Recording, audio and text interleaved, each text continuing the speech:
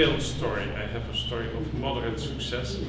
So it's not really about the co-op. We created ScoreEye, which is a network of researchers and practitioners in sustainable consumption about 4 years ago, I think.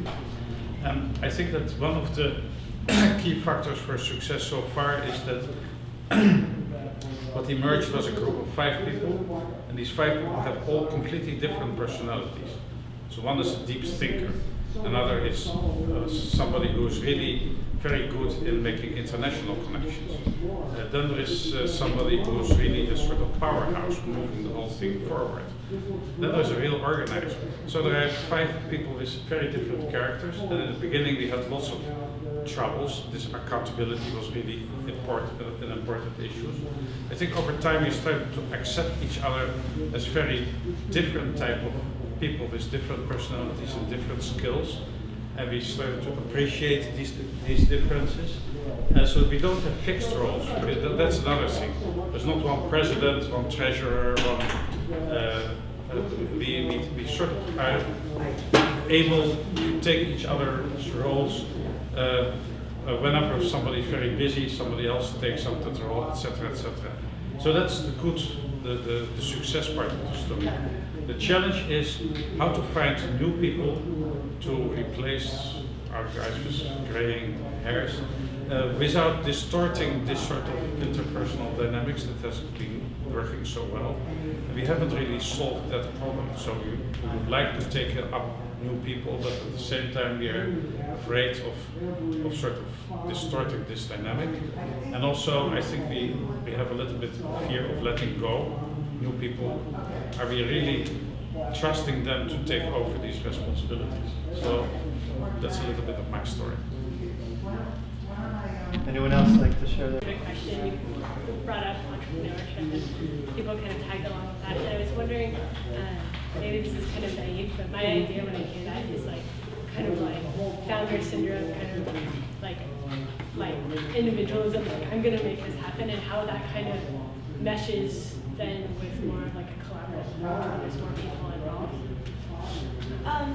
Yeah, actually I kind of just realized that I left out my whole concrete example of entrepreneurship. I should have looked harder at my notes.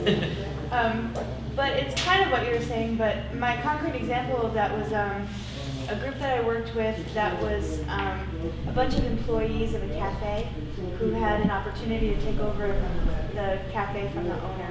And the owner had fallen on a lot of financial problems. The owner had not been doing a lot of things right. The owner had not been paying sales taxes, not been paying payroll taxes, which is a big problem. Basically not been paying any taxes, and doing very loose bookkeeping and handling a lot of transactions in cash. The employees, and he basically wanted to be out of the business. This was a mess, and he wanted to get out of it. The employees had an opportunity to take it over, and I'm not sure it ever could have succeeded because it was such a mess.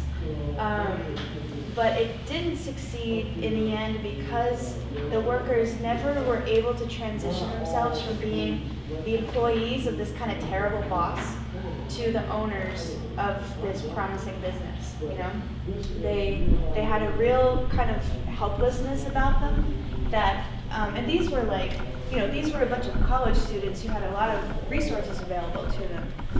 You know, and I advised them to do stuff like get a computer and install some QuickBooks on it. And they said, we can't possibly afford a computer or QuickBooks. And I said, you go to college, there's computers, you know, in the dumpsters, go get some computers.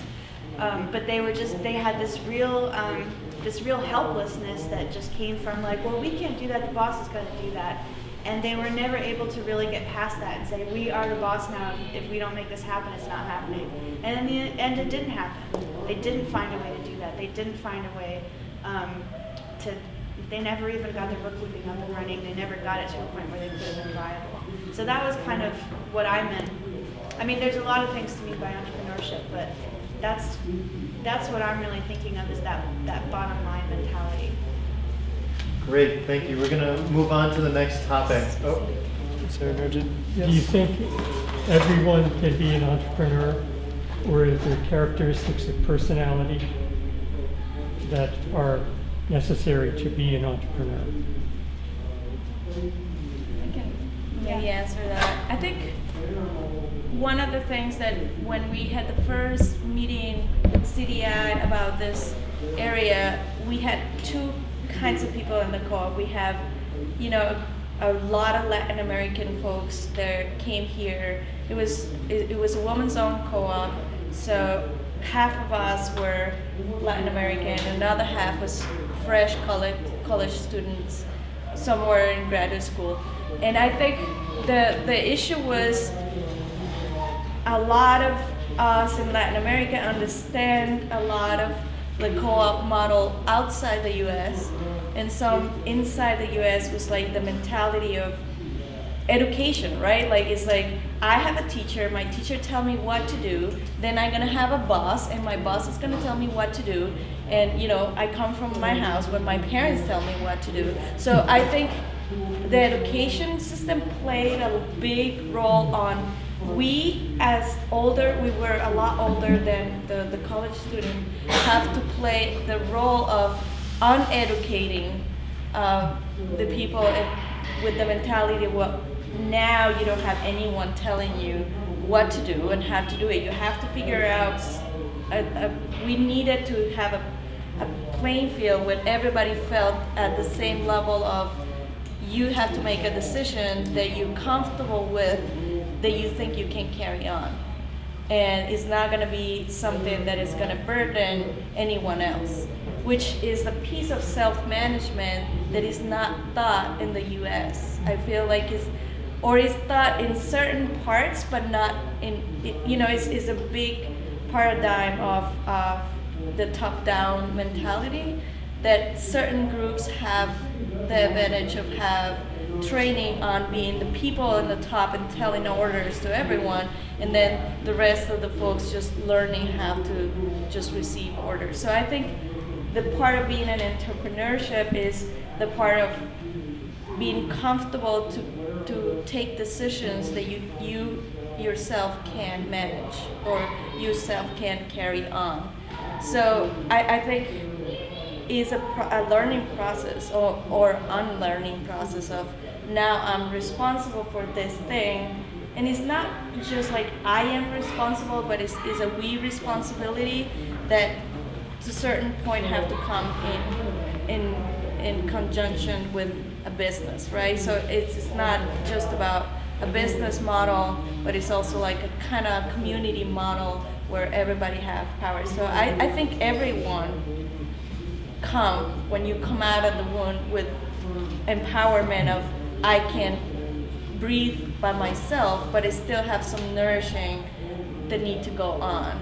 So I think the model of co-ops outside the US is really important to point out that older co-ops are the ones that lead the way for younger co-ops. And I think the problem in the US is that haven't been strong enough, like it's not a lot of strong older co-ops to carry on. I mean, I feel like in the Northeast, we started looking like Equal Exchange had kind of that feeling of, we're big enough, we're making a lot of progress, we can start, but we don't have it in the US. So it's little baby steps in that. So now we're going to move on to the next topic, which is resources that co-ops need to get started. Specifically, are co-ops sufficiently capitalized? Do they have enough money to get started? And why don't they go out for more capital sometimes, and what happens when they don't? And then what about other resources? Dania's mentioned Cooperative Development Institute. There are other technical assistants. There are other support and co-op development groups in the region. What happens? Are there enough resources, and what happens when there aren't? And I'm going to let this be popcorn style, whoever would like to speak, from the fishbowl first, and then we'll open it up. I can speak first on that. So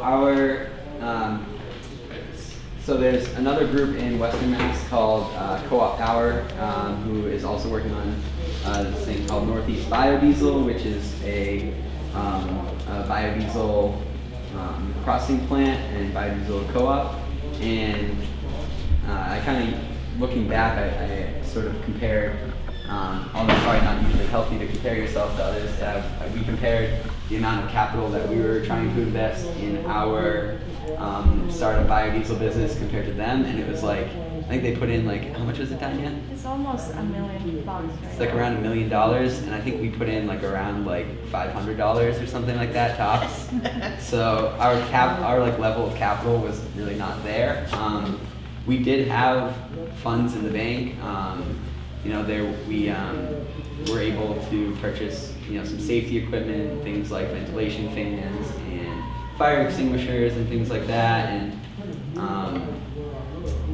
one of our members got a gift from her family and purchased a truck, and we had donated space, and there was a lot of in-kind stuff that just kind of, we were able to make it work just with our volunteer time and just whatever we could sort of come up with. But I would definitely say that, if, in hindsight, if you want to have smooth market integration where you have a product that you're trying to sell, it's definitely helpful to, we should have had a more thorough analysis of what it would have cost us to really break into the market and start making money as a heating oil delivery business, because it's definitely more than what we had available to us. But what I think could have worked is like something that's more of a community scale, sort of like a consumer co-op kind of thing. But to be a business, we were insufficiently capitalized, I would say.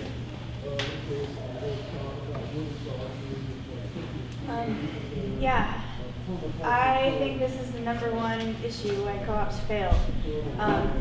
It's really two parts: the lack of capital and the lack of business knowledge or experience. And so I have an example of each one. I worked with a restaurant many years ago that the restaurant had started. The restaurant had been operating for a couple years by the time I came on. This was my first job as a co-op developer. And it was excruciating. I failed to see, as a first-time co-op developer, what was wrong with this business.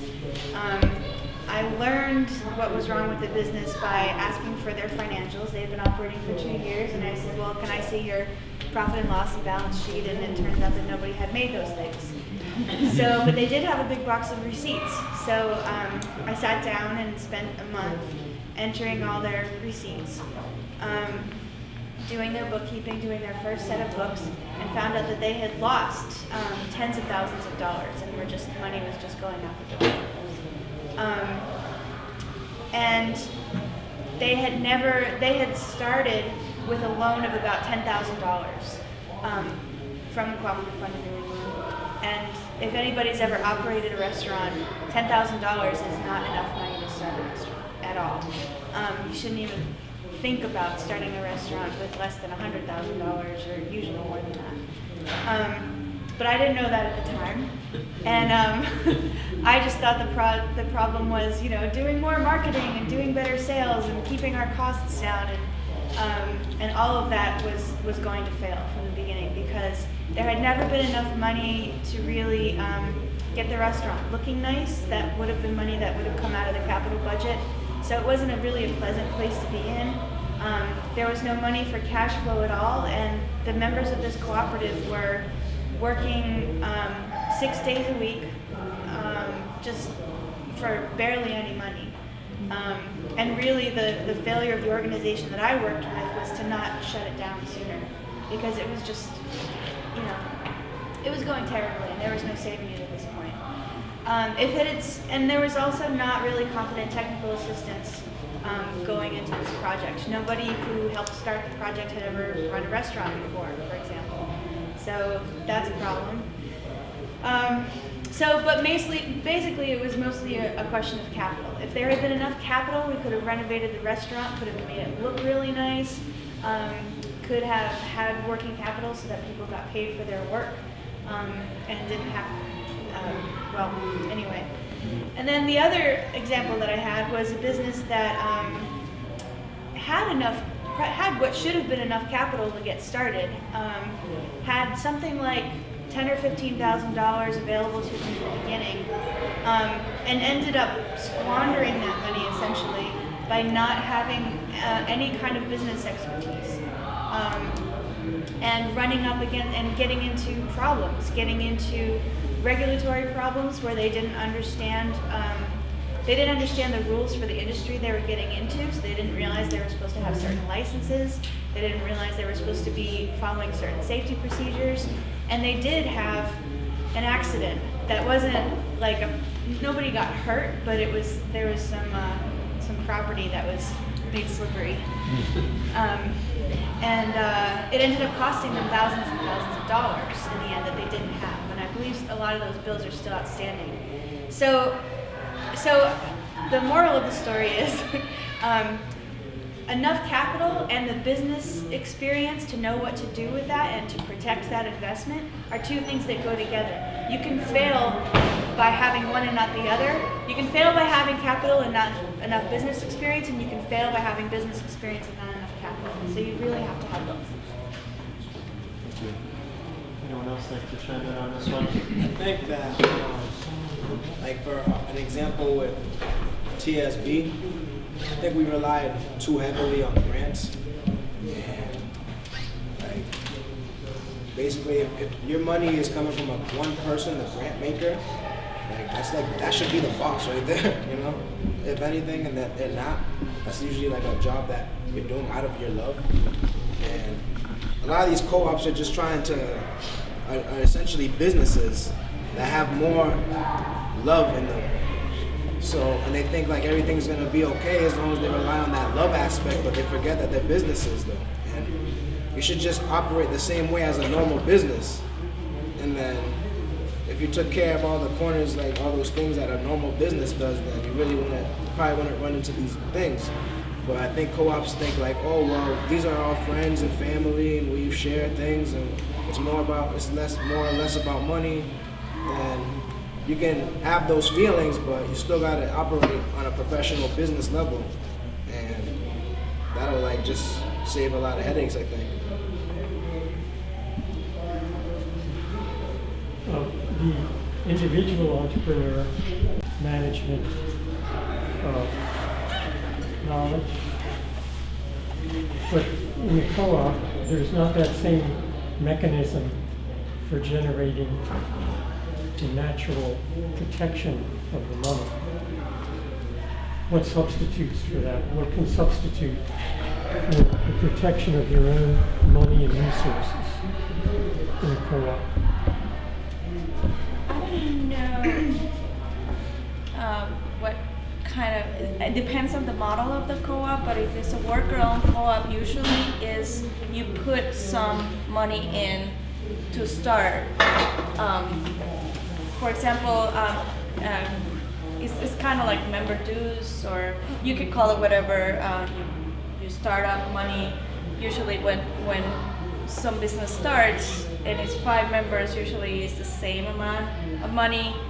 If people don't have the same amount of money, we put some.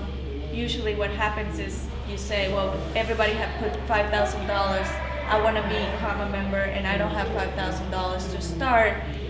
Is some monetary value that then gets put on my work time, and I work my way in, so I don't get voted in as a member until I work $5,000 worth of work. It's called sweat equity, and sometimes it's a combination of both. It's a combination, so that gives you some stakeholding feeling. So I work for it. It's my money invested in this. I'm not gonna let it go as loosely as I just started a volunteer gig and whatever.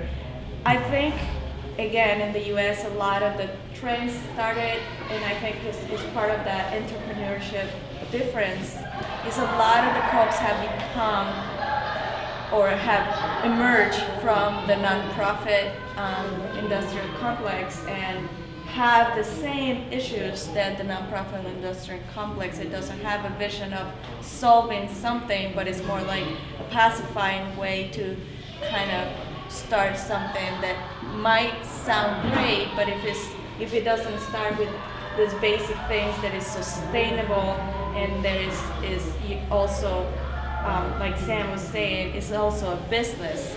You know, we are in business of making ends meet instead of a nonprofit. Is just more like a service provision that is hard to measure. It's hard to say when is the end of it.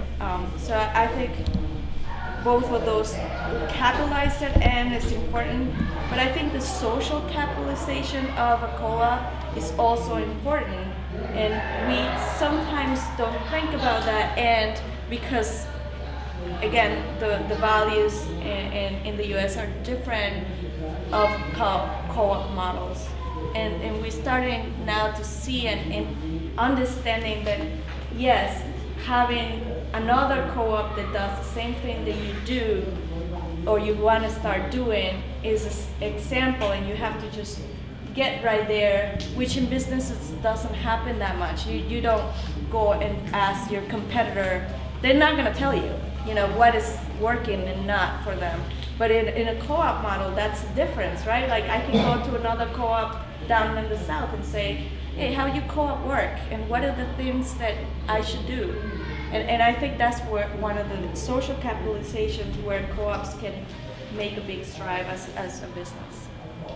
Great, and I we just have, want to comment on that. So I think the best way to protect an individual investment in like a co-op is to have those strong and policies, just to follow up on those bylaws or whatever, accountability, and have all that be known to all the members and all the working gears of that co-op, to know that this person's work and time and investments have been put into this, and it cannot be wasted. And if you're not making the most of it, then you're not going to be part of the co-op. It's just as simple as that, because you're not on the same vibe as the co-op. So I think just enforcing those rules is the best substitute or whatever you can do to